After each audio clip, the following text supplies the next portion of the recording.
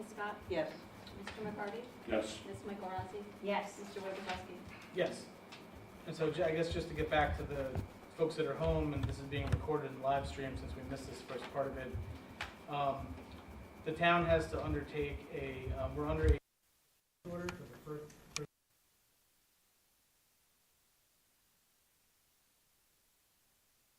In order to help reduce the cost to the users in the district, I think it's like 440 or 450 users in the district. They ultimately have to bear the burden of that project because under New York state law, it's only the users of that district that can pay for those costs.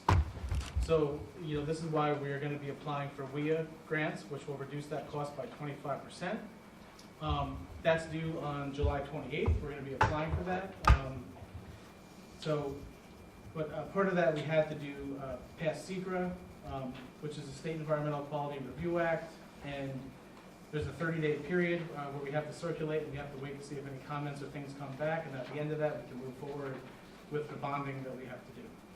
But I do actually have some good news on that front. I mean, I guess it's like preliminary good news. So in terms of funding for this particular project, back in the spring, there's congressional funded requests, basically like community projects. So similar to how Pat Ryan was able to get us money for the Hasbrook Drainage Project, we had reached out to Senator Gillibrand and to Senator Schumer and to Congressman Ryan.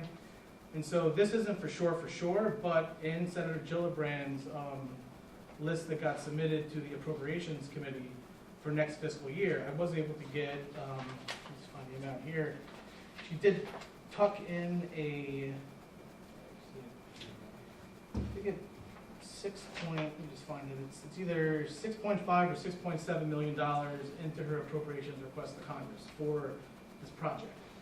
So in July, the Senate Appropriations Committee is going to basically look at all of the projects that got submitted, and if we're lucky enough to have our project chosen, similar to how the Hasbrook project was chosen, we will have almost the entire amount of this project paid for, which will mean, like a really huge savings to almost 500 people in that district. So, fingers crossed on that. We'll know in July if that's going to be a project that gets selected. So we're definitely going to be trying to,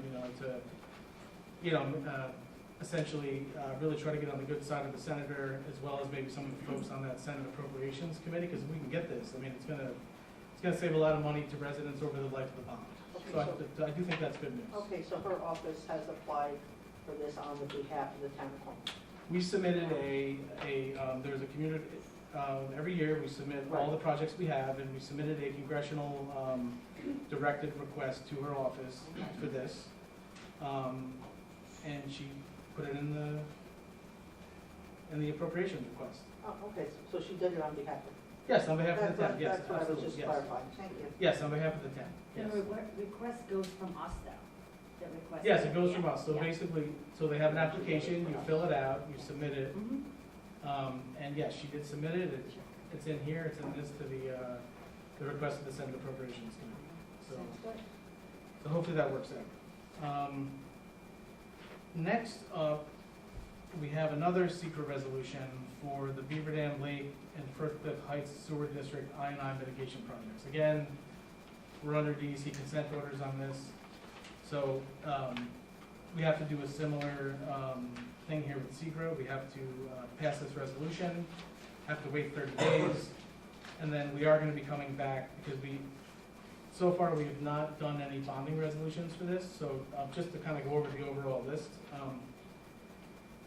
we're going to have Firth Cliff, we're going to have to do a borrowing of that to pay for the engineering. We're going to have to do the Firth Cliff Heights Sewer, the Beaver Dam Lake. Combined, those two projects are going to be somewhere around $6 million to do the I&I for those two projects.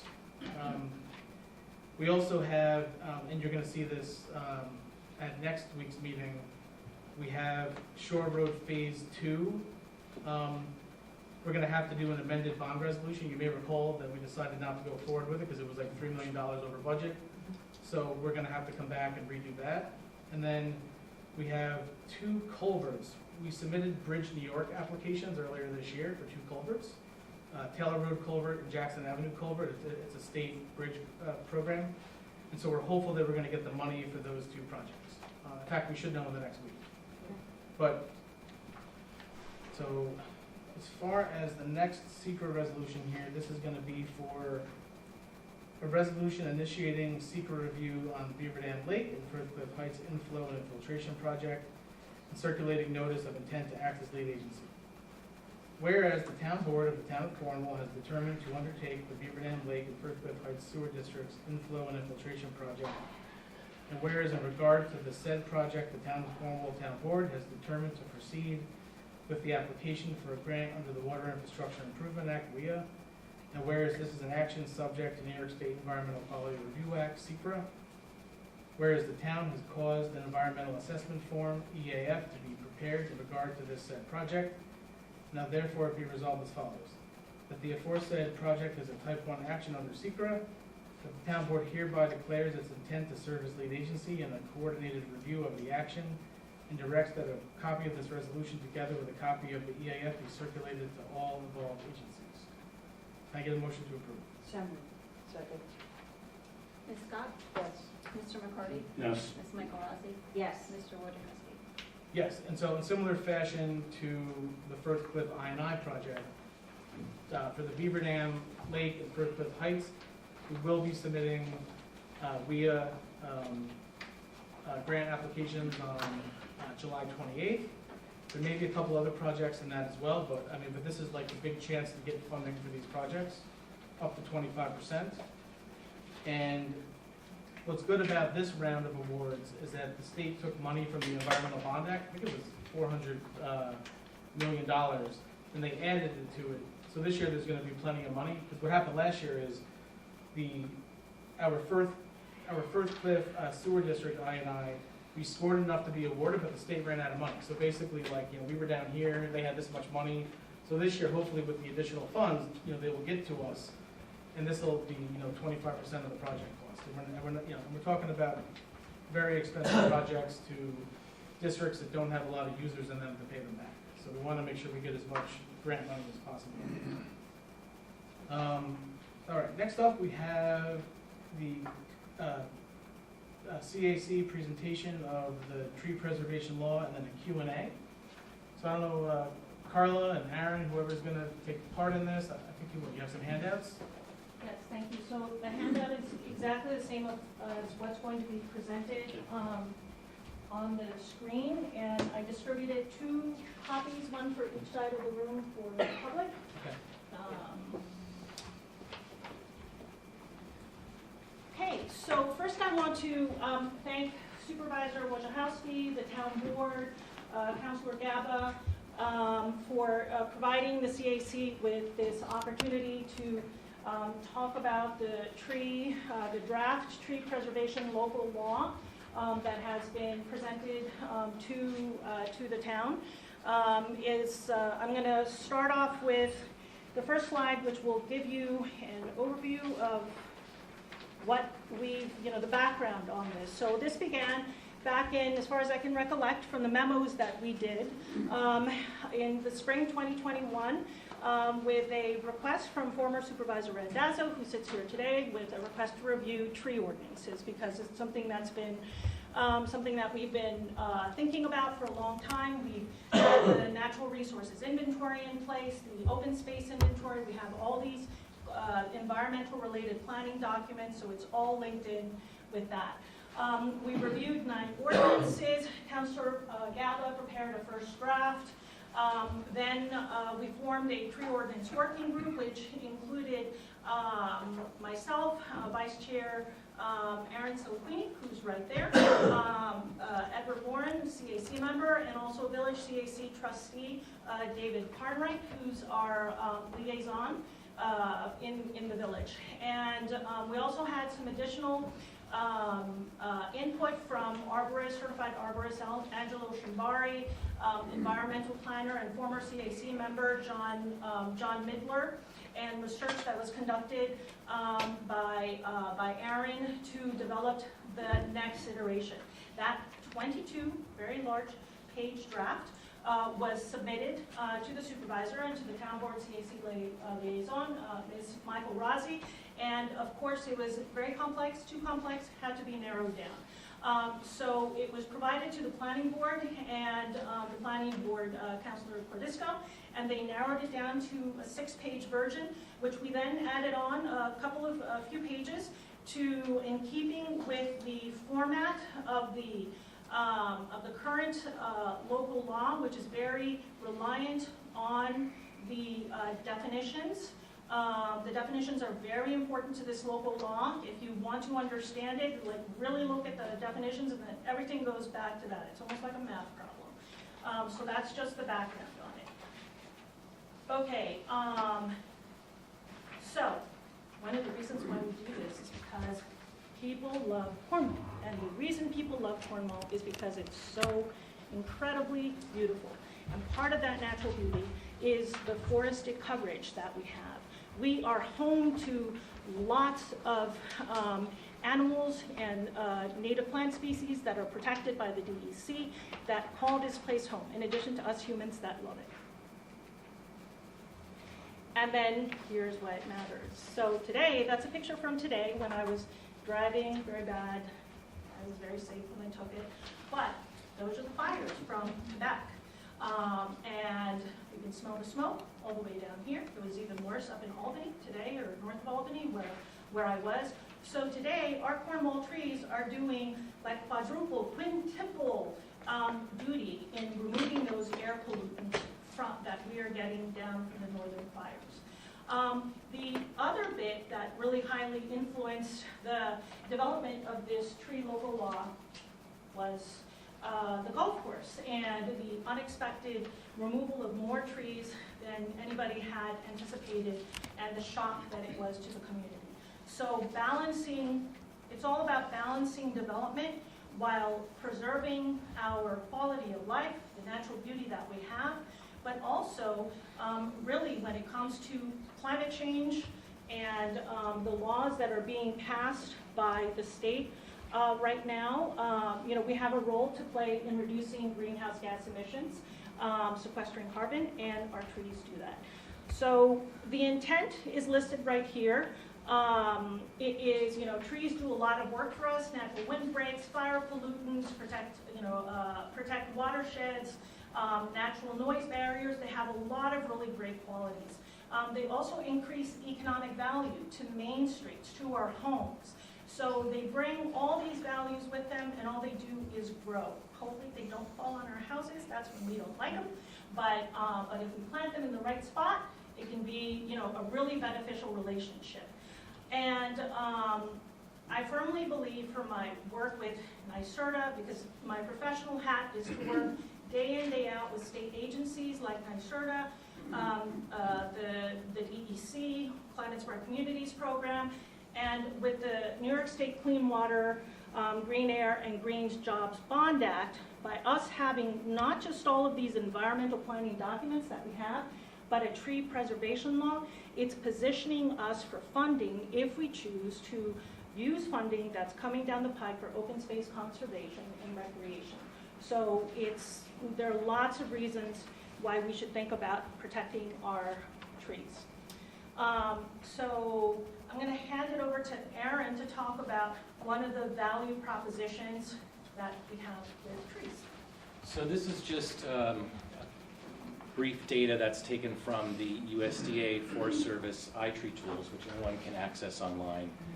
There's a whole suite of tools that helps communities inventory trees, to look at their tree canopy coverage, to evaluate how much work their trees are doing. So this just shows two examples here. One is a 12-inch DBH maple, which is currently at the corner of Hazen and Main. And you can see some of the data points here. Over a 20-year period, there's almost 900 pounds of carbon sequestered. Stormwater runoff avoided is close to 950 gallons. Rainfall intercepted is over 30,000 gallons, and approximately $1,000 of energy usage savings, mostly from the shade it provides to nearby buildings and lowering air conditioning costs. And those benefits increase as the tree matures. So this is a 20-year projection of a 12-inch tree, but of course the tree is going to continue to grow. And then we just wanted to point out probably the obvious, but that not all species are equal, and that a 8-inch DBH flowering dogwood, if at the same location, is doing a lot less work, which is to be expected.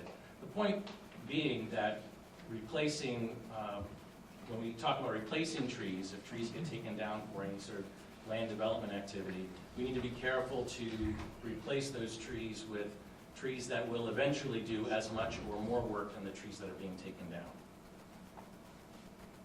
Thank you, Aaron. I'm sorry, just one second.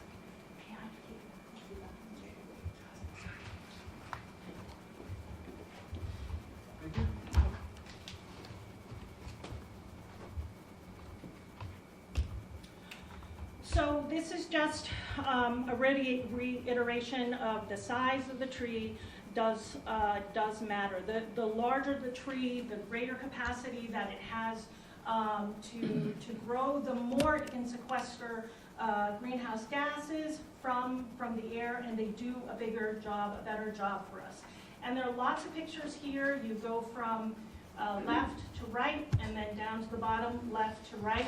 And then the one photo that I wanted to point out is this one right down here, which is one of the trees that was planted at the golf course after all of those very large mature trees were removed. It's a tiny little thing. It is 1.59 inches in DBH, or 5 inches in circumference, and it will never get as big as the other ones. By the way, DBH stands for diameter at breast height, 4.5 feet above the ground. So that's what that means. Okay, so what does the tree local law actually do, the tree preservation local law, the way it's presented right now? As I said, everything goes back to the definitions. If you understand the definitions, then you'll understand the whole thing. And it is a little bit dense, and I thank Councilor Cordisco for making a really tight, starting us off on reducing the page size and making something that's really, really tight. I don't know how to best describe it, but going back to the definitions is a really strong format presentation for a local law. So it protects against clearing activity. One of the, so that's, in this case, it's the removal of 8 trees that have a diameter at breast height of 6 inches or more, or 19 inches in circumference, and that's a tree this size, okay? I think it's really hard sometimes to picture like what sizes are, so this is the size of a tree. If there are 8 of these, then a permit would be required to remove more than 8. I know that that's an issue that may be of concern to some people, so I just want to be completely transparent about it, what it means. The next thing is that it protects against clear cutting from any property, frankly, 25% or more trees within a 5-year period. It establishes clear guidelines for site plans with tree details, and in the definition, you'll see that site plan definition, so that when a developer comes in to do some kind of land development activity, any kind of activity, whether it's commercial or large-scale residential, larger-scale residential, it'll clearly show what is there, so that people clearly understand in terms of trees and vegetation what will potentially be removed, so that the public can have an opportunity to provide feedback, disagreement, whatever may happen. There's a replacement plan for trees for those that are removed when land development activity, you can't replant trees anywhere else. There's a tree protection and replacement fund that for large developments, when a tree is removed illegally, then there would be a fine that would be imposed, and that would go into the replacement fund for the planting of trees and potentially to pay for a certified arborist, because the town of Cornwall does currently, and neither does the village, I believe, have a certified arborist. There's an official replacement planting list that's included in the local law, and that is something that we recommend that the CAC develop, given our expertise. and that the town, of course, approve.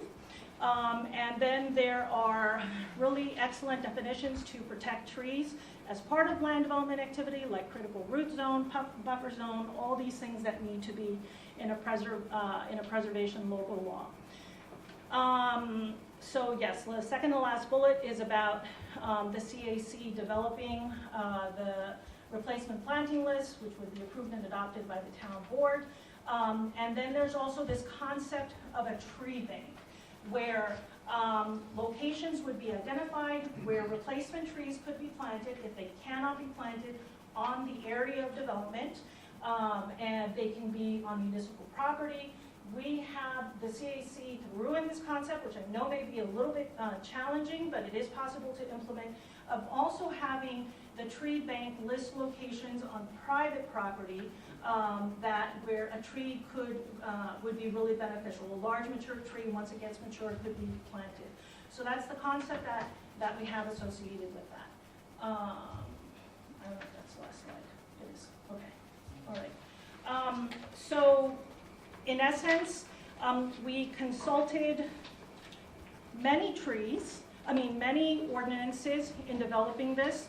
It's been under works since spring of 2021. We are in spring of 2023. So it's been a 2-year-long process with already a good amount of legal input, expertise. Now we're presenting it before the town board, first public presentation for input before hopefully this goes to be adopted at some point in some format by the town. Thank you. Okay. So we brought Carla here today to basically, if you have questions about, what has been proposed, why they proposed it, and then obviously, as the town board, we want to maybe have a little bit of a discussion on this and then maybe open it up to the public, I think. Yeah, if they have questions Yeah. as far as that goes. If I could just point out one thing, and Carla, to find out as to you in presenting it, I just want to be very clear about the tree bank and the way that the tree preservation permits would work. As Carla pointed out, if you're going to take down on your property more than 8 trees in 2 years, you have to apply for a permit. You have to have a tree replacement plan.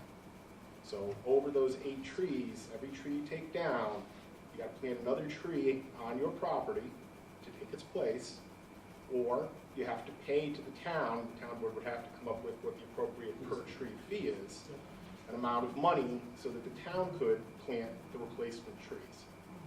Primarily, and this hasn't been quite worked out yet, they would be planted on public property, but as Carla said, we could develop a tree bank, and people who wanted to plant it on private property, perhaps like Black Rock or Hudson Highland Land Trust land or something like that that's being preserved so that you know that the trees are taken care of.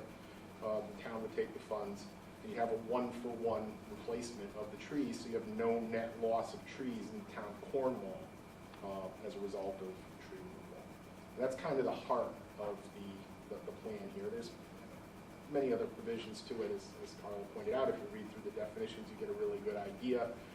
Any development, for example, would be subject to tree replacement plan, tree removal plan, and that's kind of the way the thing works. But I just wanted to make sure that everybody understood, more than 8 trees, you're either planting replacement trees or you're paying for the replacement trees. And thank you so much for clarifying that. And the reason that is because the trees remove a lot of greenhouse gases from our air. They make our air cleaner. They give us a lot of benefits to our health, in addition to the economic benefits. And the cutting of trees, it's like death by 1,000 cuts. One day, we could be in a Cornwall that we won't even recognize anymore from what it was from what we love today. Well, of course, that's, you laid it out very well in your presentation. Trees are good, trees do good Yes. things, we don't want to lose trees. So that was the point of Yes. the presentation, but understand that what the law actually says is this is what you're Yeah. going to be doing to accomplish this. I got a question.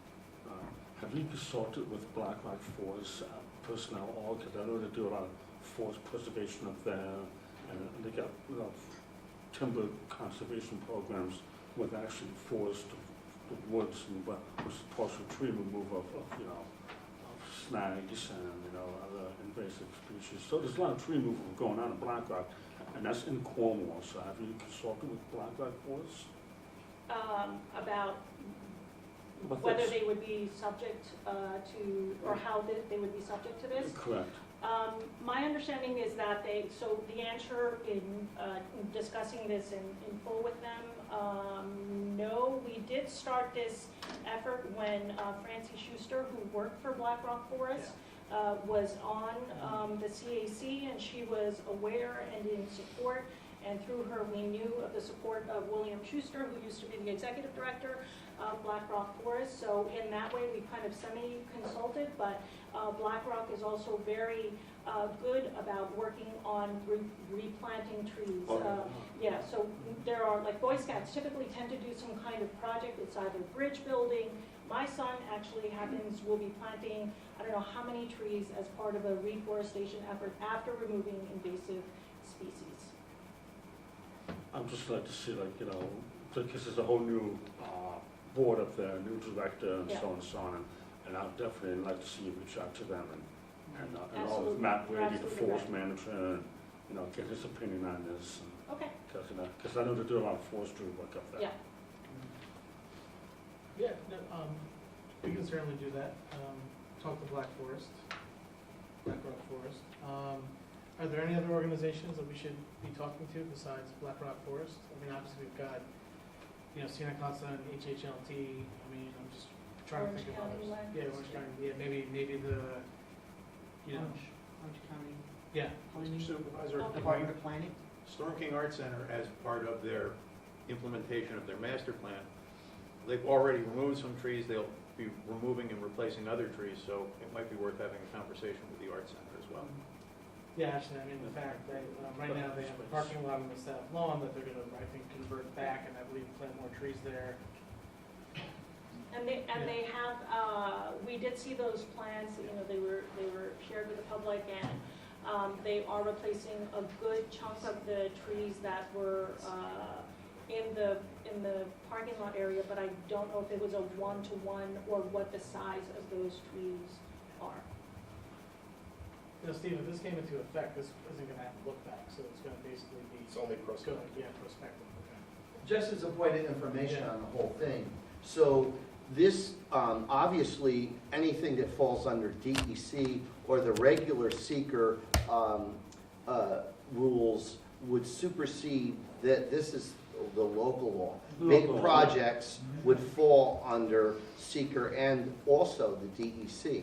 So when we looked at this and the scope of what other towns had done, specifically Monroe, Bedford, a bunch of towns. Some are very strict, some are very long, and we tried to find a space in the middle, but this was just done, you know, it would be, obviously would be superseded by big projects, by rules that are outside this. Well, superseded in the sense that those regulations, secret review and DC, might prevent removal of trees altogether. That's right. But this law would still apply, and any trees that were removed would have to be replaced, or funds would have to be paid. I guess. No question, that's what would happen. I'm not saying it's a bad thing, I'm just saying that's what would happen. No, I'm not saying it's a bad thing either, but I would think that the DEC would supersede these rules The on big DEC projects. prevents people from cutting down trees. This local law does not prevent people from cutting down trees. What it says is, if you cut them down, you have to replace them over a certain amount. You can cut down a dead tree or the like, and that's not allowed. Yeah, it doesn't really. But if you exceed the limits that are set here, you must replace those trees, either on your property or elsewhere. Yeah, so basically, I mean, projects, that are going through the planning board that have not yet been approved, they could be tied, held to this? If there was gonna be. If they hadn't been approved, If- yeah, yeah, if there was- absolutely it would apply. If there was gonna be tree cutting, okay. I mean, you could grandfather them if you wanted to, but I don't know why you'd want to. No, absolutely not. I mean, I think, you know, you want, I mean, we're doing this to protect the town, and we wanna make sure that we're protecting the town. I would assume too, Steve, that the the town or the village, if we decide to piggyback on this, which we probably will set the fee schedules in accordance to Yes, what they absolutely. see fit. That's gonna be one of the tricky things about this, I gotta be honest with Yep. you. What's the right number? There's a lot of fee schedules That's a out good there. question. 10. In this law, it's not just trees, it's also brush, grass, other vegetation, correct? It's, what it asks for in the site plan tree detail is to identify everything that is in a parcel of land that will be developed. But in terms of the fines or fees, it's only applicable to trees. Okay. Yeah. That was just a question, I kept, just an important question. Yeah. Because notice, for instance, if someone has a large yard, 4 or 5 acres, and they want to, like, they have an area that's overgrown with field grass, brush, and they want to, increase the size of their lawn, are they going to be, coming in a small, No, it's only the trees, yeah. It's just the trees? Yeah, because it's all about the carbon sequestration No, I value understand, that trees bring. I totally Yeah. agree with that, 100%. I just want to make that clear because people are coming to me and asking those questions. Oh, great, thank you for asking that. Yeah, I want to make sure it gets clear so people understand that it's not just, some, field grass that's, Timothy hay or something like that, that's in the property, and that's 2 feet tall, and you want to cut it down to 2 inches to increase your lawn, to get Dave down, on this tree law, and paying fines. Yeah, no, wouldn't be applicable to that. Sure, Larry? Question, sir. Madam Chair, James Galliano, 11 Wood Avenue, Cornwall and Hudson. Obviously, everybody knows the village is trying to avoid duplicative efforts, and whether it's the Airbnb or short-term rental law or the lighting law and now the tree law, we are looking to piggyback with the town. Here's something that hit me today. View preservation. The village passed a view preservation law probably about 20 years ago.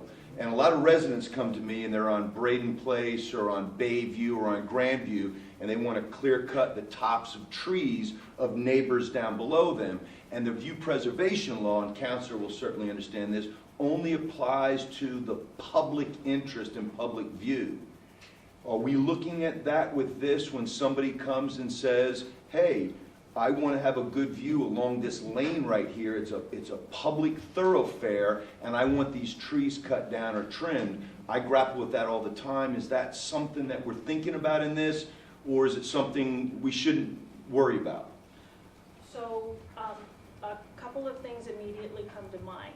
First, if, so this is about wholesale, complete removal, killing of a tree. Clear cutting.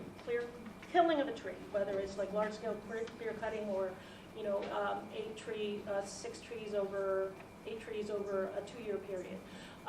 So if the topping of the tree doesn't kill it, then I would say it's not applicable, number one. Number two, if a tree is being removed, and this is my personal opinion, we haven't talked about it, frankly, we really didn't talk about that at all. But my opinion is that if the tree is being removed for view shed purposes, there's still if we don't replace it, if it's not replaced somewhere else, we're losing that resource value that it brings to us. So in my opinion, it should be replaced. It doesn't have to be replaced right there where it'll ruin their view, but it can be replaced somewhere else. So that's my opinion, but we haven't talked about it. Is it only an arborist that can determine, because people want to cut the tops of trees off, like Central Hudson does, and we see what that does on Hudson Street and on Main Street.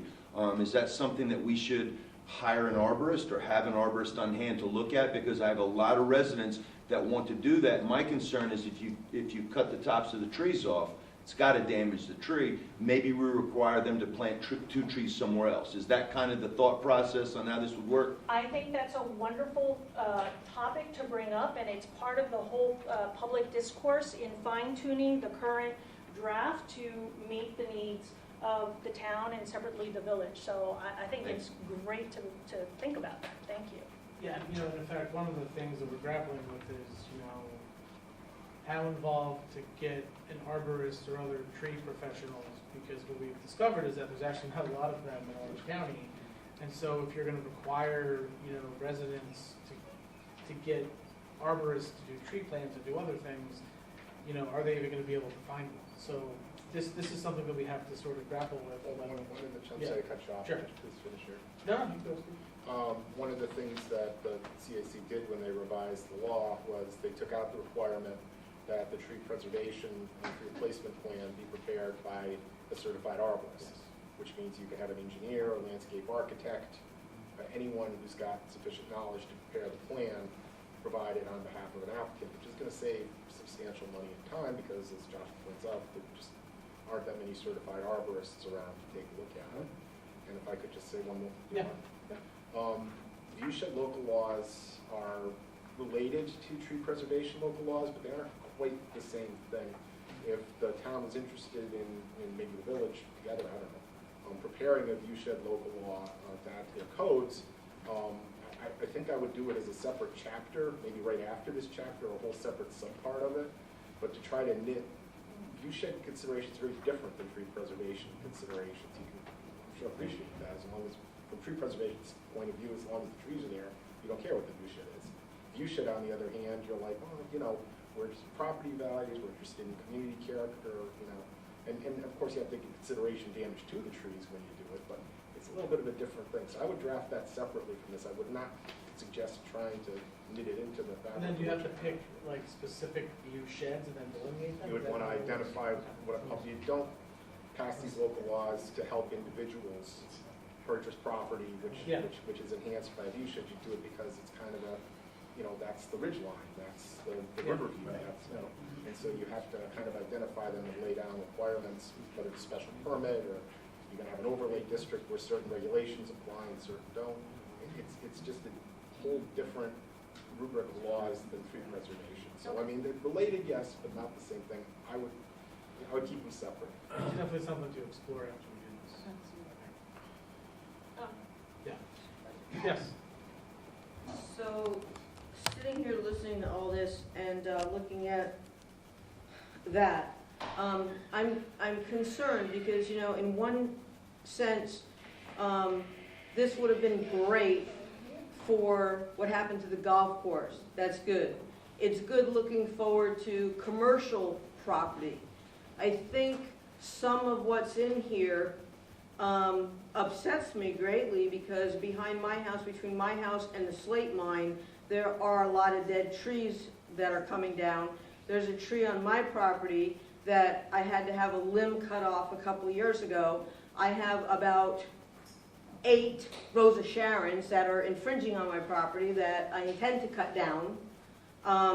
And so I think this seems to be like a backdoor way of telling property owners what we can and can't do on our own property, and then being penalized. I mean, I don't have a big property, but then being penalized for taking care of our property the right way, and then because we're doing that, we're going to be penalized and having to somehow pay the town for doing what is right.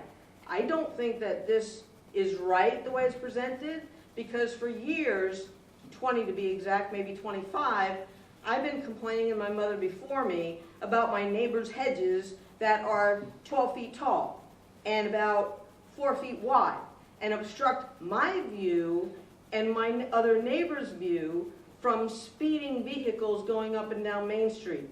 I am opposed to property owners being subject to paying fines to the town for things that need to be done appropriately. Thank you.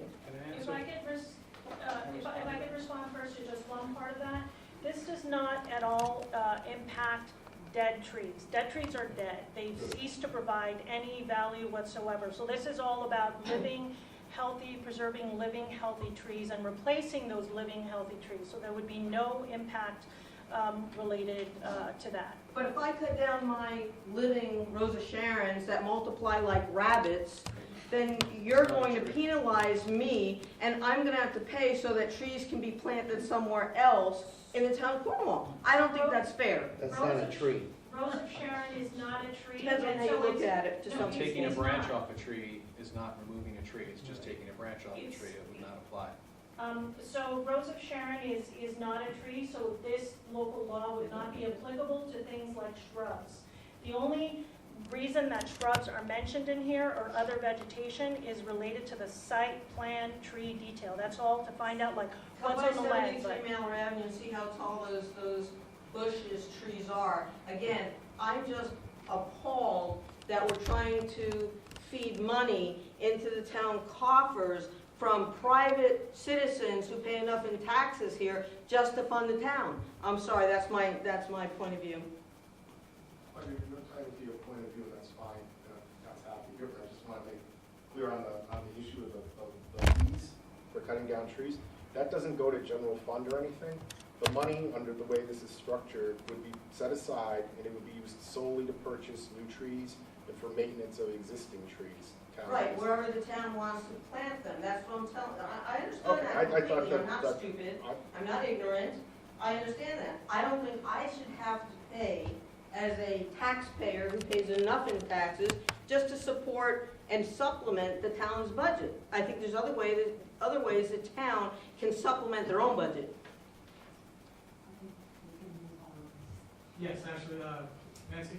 I have several questions. If they can be answered, that's good, and if not, perhaps you can revisit them and then get answers out to the public. Who determines a tree is a hazard? Building inspector. Building inspector, or if there is a certified arborist available, then that person. So will this limit Central Hudson's care of power lines? Central Hudson basically supersedes anything, so we can't control for that, unfortunately. We did try, but we don't. So who enforces this law? The whole law, who enforces this? So right now it is structured that the inspector, building inspector, CEO, sorry? Code enforcement officer. Code enforcement officer would enforce it. There's certain language in there about the CAC supporting, but not necessarily in the identification of, whether a tree is healthy or not, because we don't have that kind of expertise, but it would be enforced by existing town staff or a certified arborist if someone is brought on. My own opinion, just has nothing to do with this law, is that our code enforcement office is already probably at their max, so I would feel badly that we were gonna burden them with this. Property owner has trees that pose a hazard, they have several trees, but they can't afford a permit. And then, if the time to approve the removal causes those trees to fall and damage property, or the person can't afford this permit because they need to have several trees removed, is the town gonna pay for those damages then? And that's just hypothetical, that doesn't require an answer, but that's a concern. If someone needs to have several trees removed, they have to have a permit, they don't have the money because they have to get a tree company to begin with, which is not cheap, we know that. That's a concern of mine. Hazardous trees are not subject to the ordinance. What's that say? Hazardous trees are Yeah. currently handled by the town. If you have a They're not hazardous tree, subject to that. the building inspector comes around and says that tree's a hazard to the public, you need to take it down. Public Or safety first. the town will take it down if it's on public If it's on land. the town property. Right, Yeah. that wouldn't change. Okay. 8 trees on many acres over 2 years is not clear cutting, my opinion, okay? Someone has many acres, private property owner, and they cut down a couple of trees here, a couple of trees there over 2 years because just mentioned earlier, and this is something I just wrote down, that 8 trees over 2 years is clear cutting. 8 trees over 2 years on a lot of acres for a private property owner, not a developer, okay? It should not be considered clear cutting, again, my opinion. It's not So considered just to clarify, it's called clearing activity in the definitions, and it's separate from clear cutting. So those are two, it's defined separately. Okay, I'm just going what was just said earlier, but that's okay, thank you. So Tim had mentioned something which was a concern of mine too, and I actually had someone reach out to me earlier today about this. Legislative findings, 138-9, paragraph E, it says, unnecessary destruction of trees and other vegetation, and defines clearing as any activity which removes or significantly disturbs living trees, brush, grass, or any kind of vegetation, excepting the products of agricultural operations of any size. So that's a concern to me, because like Can you Tim, tell me again where that is? it's the very first page of the tree preservation law, Article 3, 138-9, paragraph E. Okay, got it. And again, if this is for developers, it needs to state that. If this is for everybody, including a local homeowner, that's a concern. If someone decides that they want to cut a field that they had and, you know, that kind of thing, that's definitely a concern because it does not mention development there. So, and if trees are in bad shape, they're not dead, okay, but they're in bad shape and they need to come down. And I can tell you, we practice regenerative agriculture on our property. We are stewards of the land, so I certainly understand preserving things and trees and vegetation and all of that is wonderful. But also, property owners need to be able to remove trees that might be a hazard to their home or a structure on their property. And I certainly hope something like this doesn't prevent people from doing that. That if they, and not a dead tree yet, okay, not a dead tree, but you want to get a tree removed that's a potential hazard to your structures before it becomes dead. Because then all bets are off. You just need one bad storm and you're done. So that's just a concern. It concerns me that this might be so costly for the common homeowner in this town. And I hope it's not too overreaching for people. You would need to have 8 dying trees over your house, and even then, you would just have to get a permit. It's not saying you can't take them down. But the permit is very costly. It's very costly. Those schedules for, if you have this many trees, it's this amount, this many trees, it's that amount, plus it just concerns me that this is going to prevent the homeowners in this town from doing things that they would like to do to take care of their property. I'm not talking clear cutting. So if the intent of this is more for development, then perhaps it should be tailored more for that. Yes, what happened at the golf course was horrible, and they kind of did what they wanted to do. We have the treetop potential, the treetop warehouse potential. We've got Biagini Woods, so we've got a lot of potential for development that this would be really good for. It concerns me that for the common homeowner, this might end up being a burden. Sure. And although I certainly, Carla, I appreciate all your efforts and the whole group because I know the good that you do in the town. Sure, so I'm gonna add something to this, so. I want to thank you first, Nancy, for all of your comments. Yes, so this, I just wanna make it clear, this is just sort of like a first, what I would say, like list presentation and listening session. We haven't even introduced this yet.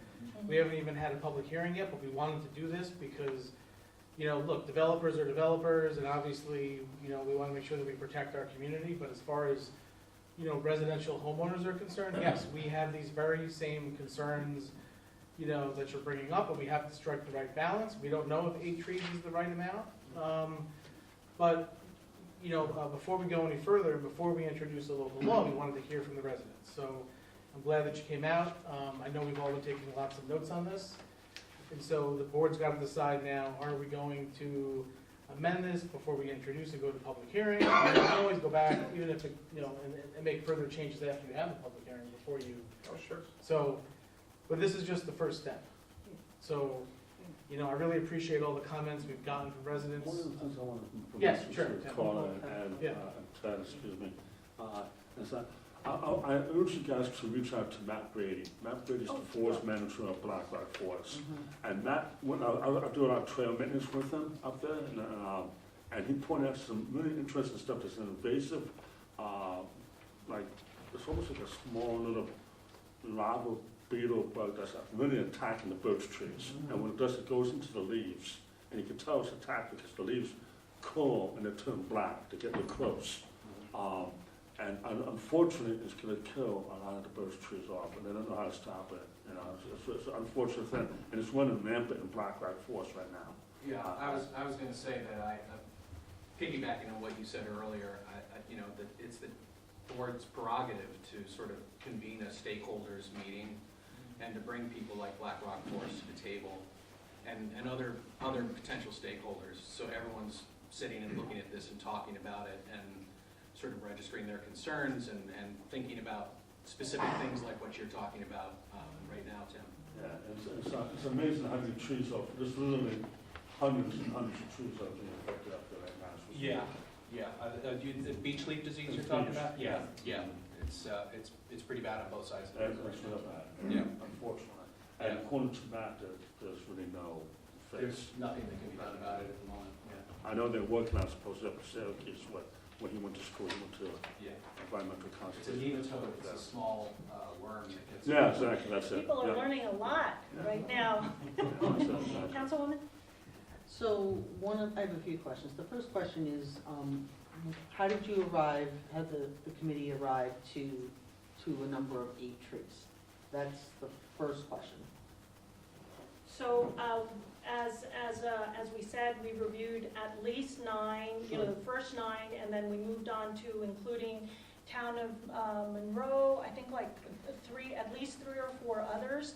And that number that we selected, 8 trees, is actually more than the limit that was included in some of the other ordinances. So we were trying to increase the flexibility for the town, make it less of a burden on homeowners.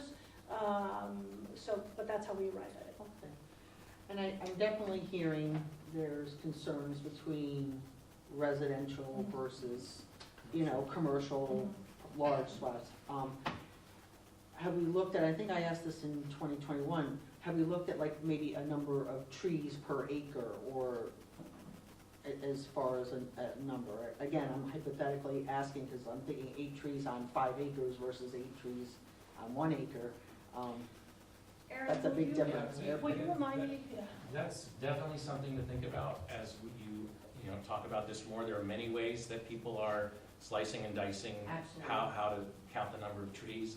I think in general, the intent of this was not to affect individual homeowners at all. I'm That- starting to understand. Yeah, it's mostly geared towards land development activity and clear cutting, and that's basically it. So there shouldn't be, at least the intent was not, that any individual homeowner doing their normal, taking care of their property should have to even apply for a tree permit, let alone paying one. That may have been the intent, that's not the way this law is written. Right, so I think Yeah. maybe back The to. law needs to be adjusted. Yeah, that's fine, it needs to be I think adjusted, it's not there's- supposed to be impacting. Yeah, I mean, I would even go as far as to say You, that. you said the fee schedule could be $1. We do, yeah, I mean, and as far as like. I don't know why we're arguing about fees here We're when, not arguing about fees at all. We're not ordering fees? Yeah, Well, fees No, were talking about mentioned, fees. that's why Yeah, trustee fees. Conright is bringing it up. Yeah, fees were mentioned. And I think, okay, so maybe the fees, so I'm thinking, like I said, I work with NYSERDA day in, day out. I work with with the DEC day in, day out. And the laws that are being passed at the state level are to ensure that our kids, our grandkids, our great-grandkids have a decent enough planet to live on, and healthy trees are part of that. And so if the fees, which have not been established for removal of trees through a permit process, if the fees are set really low, I do think it's really important to know how many trees are being cut down, because then we cannot replace them. The homeowner may not be, the intent is not to have the homeowner be required to replace it unless they want to, hopefully they would, but it would allow the town, as the fund gets built up, to replace those trees, and so that ultimately we don't have a loss to the benefit that this natural resource is providing. would you say this deals with land management? Because I mean, the way I'm kind of hearing this is like, it's, for instance, like Nancy Bryan, she's actively engaged in land management, so is Black Rock Forest, so how do we address that in here? But you're gonna find Yeah. a lot of competing considerations here. The overriding consideration in this is maintenance of no net loss, or very small net Sure. loss of trees in the town of Cornwall. I think when you talk to people who are engaged, like Black Rock in forestry, they're gonna tell you, and I'm not a forester myself by any stretch of imagination, but that there are times when you need to cull the trees, and there are times when you need to make space for the trees to grow, or you have diseased trees or whatever it is. And you might want to carve out an exception in this, or if somebody comes in with a documented plan to do that. Right now, you don't have that, because everything's bent to the overriding principle of we're gonna maintain a no net or very low Yeah. net loss of That's very trees. low. So, once you bring in other people, if you wanna call them stakeholders or advisors or whatever, I think you'll get you know, a little bit differing point of view on this. You know, how you come down on that decision ultimately, you know, it's why you guys are in those seats. Before we move on to any other comments, I would like to clarify something really important. So that 139 legislative findings, 138.9, section F, that's actually taken directly from Chapter 75, clearing and grading. That's not language that we created for this local law. It is found in the code right now. That's not what the section for the town's clearing and grading permit? Yep, Okay. yep, that is in there. So we did not create that. I found that in my research because I was trying to make sure that we were not conflicting, overriding, at odds with other elements that are currently in the code. So And that's in the code. it may be that other parts of the code need to be adjusted to, you know, so that people don't run up against that situation where they're, you know, they want to clear some bushes or some brush and, you know, for some reason the language makes that unclear or prohibitive. You may have some clarifying. Right. Yeah. Right. And I think that's, you know, piggybacking on what Steve said about stakeholders being at the table to sort of bring up these issues that, you know, may not have been on our radar. For the same, by the same token, having public input, having a public hearing or public hearings will be the way of sort of negotiating all this with the residents. Right. I might also add the idea of, you know, we did receive a memo from our building inspector, and this whole thing is about enforcement. How are we going to enforce it? So I hope that we examine what he has said and come back, and I know there's gonna be probably not one, but probably a couple more drafts. Sorry, Carla. But, you know, because, you know, we do have to have a meeting of the minds, and we have to have the language that's clear enough that people are going to understand and they can enforce.